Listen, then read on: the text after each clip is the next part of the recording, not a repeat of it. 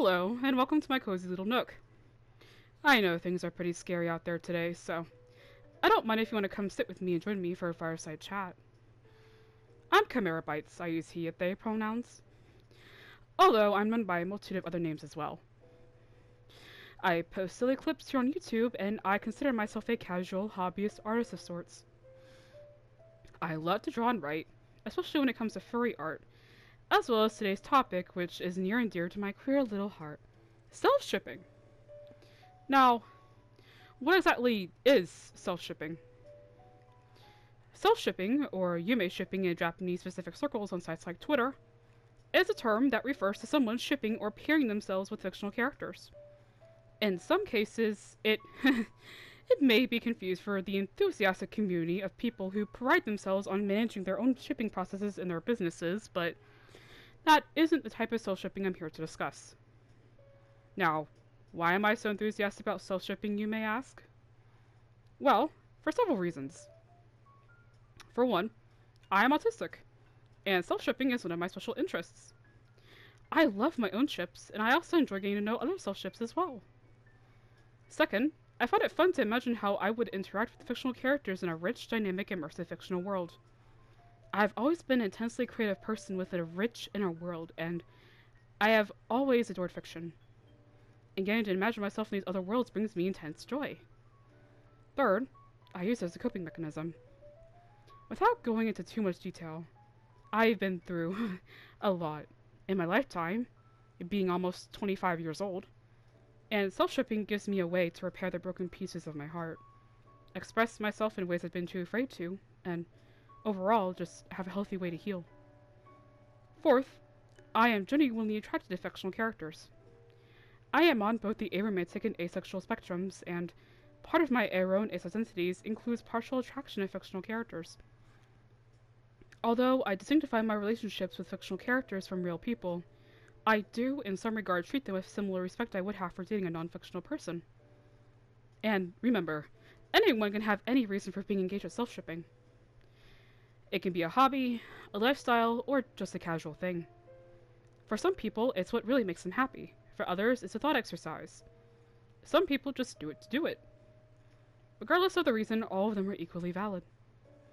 So, what are some common terms in the self-ship community? There are labels for sharing or non-sharing self-shippers.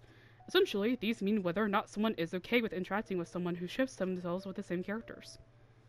Personally, I love seeing people share the love I have for the same character, but others might be iffy or uncomfortable about it. And all stances should be respected. FO is short for fictional other, similar to how one would say significant other, just referring to a fictional partner. As I stated in the beginning of this video, yume shipping and yume shipper are terms specific to the Japanese circles of the self-ship community that have gotten a wider audience. Some people also do OCX canon, meaning they create an original character or a fan character in place of a self-insert to ship with a character. Some people create self-inserts, which are personas based on the people who make them, to ship with their beloveds. Now, I'm going to talk about some of my fictional others. I love sharing info about my ships, and I'll likely make individual fireside chats in the future talking more about my lore for each of my ships.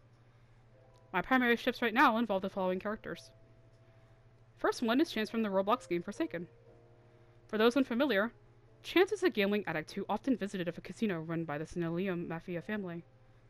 After stealing a big prize from them, he went on the run. Sometime after, was forsaken. Mafioso, the head of the family, was also forsaken and hunts them down in endless pursuit. I love Chance. I could gush about them all day. I even bought their little plushie from Makeship. Not a product placement or anything, I just really love this little Chance plushie. They are so adorable. I love him. I could just, oh my gosh, he's so cute. I could gush about him so much. Ah. You could tell I'm really obsessed. I got hooked on Forsaken recently, and of course, I am very predictable. And, I am totally not, proxying on a digital dev or anything like that. Violet Pony reference. Anyways, moving on. Now, this one might be a little bit of a doozy, but I'm a bit shameless about it. Executioner Speakerman from Skibbity Toilet. Yes, I'm serious. And as I said, I'm shameless. He is disturbingly adorable, despite his sole purpose currently being for looking cool and destroying the Astros. I can't help but love him though. He is so cute. I mean, most people ask me, why do you find this guy cute? And I'm just sitting there like, he's adorable. I want to smooch him. I want to like crawl up on his little hand. I want to bring him up to his little face. I can smooch him all day. Oh. Well, I mean, currently everyone's trying to deal with the Astros and Duchess and all that, but I'll yap about that another day. Anyways, moving on. Next are actually a pair. Now, I'm not really polyamorous, but this one pair is a bit of an exception to that. So, I ship myself with Sanford and Deimos from Menace Combat. Now, the Menace Combat fandom already pretty heavily ships Sanford and Deimos, and I think that's absolutely adorable. And, well, I love them both way too much to decide between them, so naturally, I was like, you know what could solve this conundrum? Polyamory. Polyamory could fix this. And, like, it wasn't really even that big of a problem in the first place. I already knew I was gonna get hooked. Shout out to Torvo for introducing me to Menace Combat. And also, double thanks to him for knowing how predictable I am. Anyways. Moving on to the next one. Dagoth from Elder Scrolls. Elder Scrolls is one of my other special interests. And Dagoth is one of my favorite characters from it. I don't just ship with him because I'm, like, romantically into him. But also, like, I just adore him. He is such a complex and well-written character. He is so tragic. And yet so, like, I don't know how to describe it. I just adore him so much. His story is tragic, gut-wrenching, and I can't help but love him. I feel so bad for him. And I adore Dagoth, okay? I adore him. I adore what he had with Indral Nerevar, and listen, if I was in the same place as Nerevar, if I had been reincarnated into the Nerevarine, oh my goodness, I would have just, like, broke right then and there and be like, you know what, Dagoth, you were right. You were right. Let's just, you were right. I mean, yeah, he did go, like, quite far with his methods. And they weren't exactly the best. And I think it is the best that Dagoth was defeated, because he was quite extremist in his methods. But again, that goes into my whole thing of how much I love Dagoth. He is a very complex character, and while I don't agree with everything that he did, he is such a tragic character. I'm gonna have to make an entire video talking about how much I love him, and like the whole thing about Dagoth. Oh my goodness, I love him. There are Elder Scrolls lore YouTubers who have covered Dagoth, and I do think that they're worth checking out.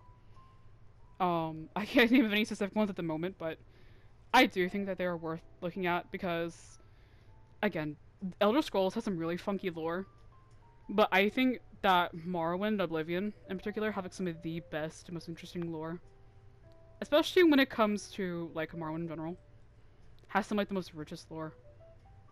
You can really tell I have a bias for Morrowind and Oblivion. Like, those were the games that I'm like, the most interested in, but I love all of Elder Scrolls. Anyways, moving on. I have a couple more to get through. Speaking of Elder Scrolls, I have a couple other characters from there I self-ship with as well. Nilith and Arendar. Nilith is like a cranky, like, little mage. It's a cranky little Telvanni mage. I adore him. Arendar is like a former necromancer. And now he just learns to be a priest tomorrow. And the fun thing about self-shipping with multiple characters from the same franchise is, especially with a franchise like The Elder Scrolls, is being able to create multiple different characters, or self-inserts, or OCs, or whatever you want to do with them, to just self-ship with different characters, which I think is awesome. Next, Blood Moon from the Sun and Moon show. I haven't watched T-Sams in forever, and my DCA hype has calmed down a whole lot, but I adore Blood Moon a lot. I am also very hungry for accurate D&D representation in any media. I'm not gonna get too in depth about it, but I do have the ID myself. I frequently mention to my friends how I share my brain space with a couple other people. It's like the other people I share my head with. But that will be for another video. But I love how complicated Blue is. It's very similar to how much I love Dagoth. Like, yes, Blue is really known for being very violent, but there was a gentler side to him too. They were confused, they were traumatized, they were lost. And I really relate to that. And there's a lot of, like, potential with Blood Moon that just fell short. I feel like that potential never got fully discovered. And I don't think it's ever too late for that to be discovered again. Maybe in some alternate universe, there's a universe where Blue Moon is alive and something good has happened with them. But maybe that will happen in the future. Anyways, I have a couple more FOs to go through. Imperius from Diablo. He is a beautiful, grumpy, grouchy sunbeam, and I would love to just cover him in kisses. Also, I've written several posts on Tumblr going in depth of his character and showing how he cares more than he'd like to say. You know, because Imperius doesn't really... He talks a lot about wrath and all of that. He is a very angry boy. He's a very angry guy. But underneath all of that, he does have a very strong sense of justice, a very strong sense of, like... It's hard for me to put into words, but Imperius is also a very complex character too. He's more than just the angry guy. He does genuinely, like, care. He was upset about Malthael. He was upset with Tyrael. He was angry when the demons invaded heaven. He was scared of Diablo. But he refused to show it. He had to be strong because their angels looked up to him. They saw him as the leader of the high heavens, you know? And he thought that showing weakness, he thought that showing himself being hurt was weak. And he didn't like being seen as weak. He didn't like asking for help. Especially not from something like someone like a Nephilim. Not from someone like Tyrael, who he believed betrayed the angels. Who he believed betrayed the heavens. But over time, he softened. He grew to care more. And even if he's still quite hard on the outside, on the inside, he does care more than he shows. Even if it's only slightly a little bit more. But the final reveal here is Raul Alfonso Tejada from Fallout. Fallout is another one of my special interests. And I love Raul. He's this cute little old ghoul mechanic that you get to rescue from Black Mountain. And he has this little crisis about his worth in the world as an old guy.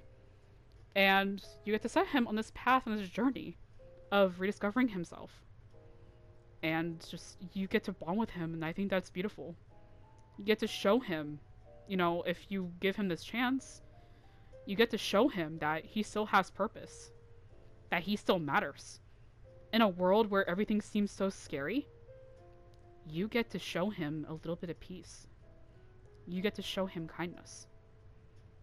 And I think that's beautiful. Alright, now that I've gushed appropriately about my main FOs, I do think it's time for me to go. But don't worry. I'll be back soon for another Fireside chat. I hope today's video helps you understand something very near and dear to my heart, and maybe even is making you consider getting a self-shipping too. Anyways, goodbye for now. Stay safe, stay cozy, and take care of yourself out there. Goodbye!